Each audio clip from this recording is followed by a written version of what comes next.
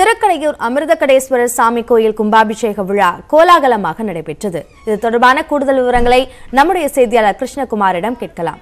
கிருஷ்ணகுமார், இந்த கும்பாபிஷேகத்துக்காக என்ன கட்டுப்பாடுகள் விதிக்கப்பட்டிருக்கு? இப்போ இதுக்காக ஏற்பாடுகள் என்ன செஞ்சிருக்காங்க? மயிலாடுதுறை மாவட்டத்தில் உள்ள பிரசித்தி பெற்ற திருக்கடையூர் அமிர்தகடேஸ்வரர் கோயிலில் இன்று 25 ஆண்டுகளுக்கு பிறகு மகா கும்பாபிஷேகமானது நடைபெற்றது.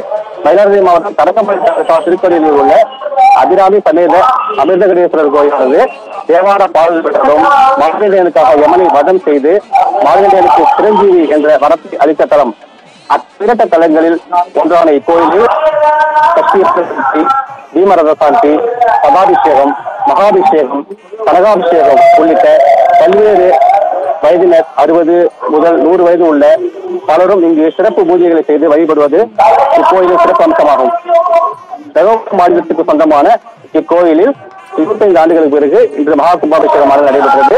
தர்மபுரம் 27வது குருமகா சன்னிதானம் ஸ்ரீ மாசிலாமணி தேசிக ஞானசம்பந்த பரமாச்சாரியா சுவாமிகள் முன்னிலையில் இந்த மகா கும்பாபிஷேகம் நடைபெற்றது.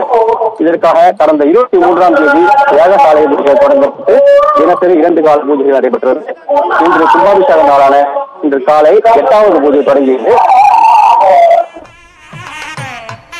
ஏற்கனவே கொரோனா சம்பந்தமான அந்த கட்டுப்பாடுகள் எல்லாம் பெரிதளவில் தற்போது கடைபிடிப்பதில்லை. இருந்தாலும் இந்த அனுமதி சீட்டு பெற்றவர்களுக்கு மட்டுமே அனுமதி என்ற ஒரு விதிமுறை வகுக்கப்பட்டதற்கு என்ன காரணம்?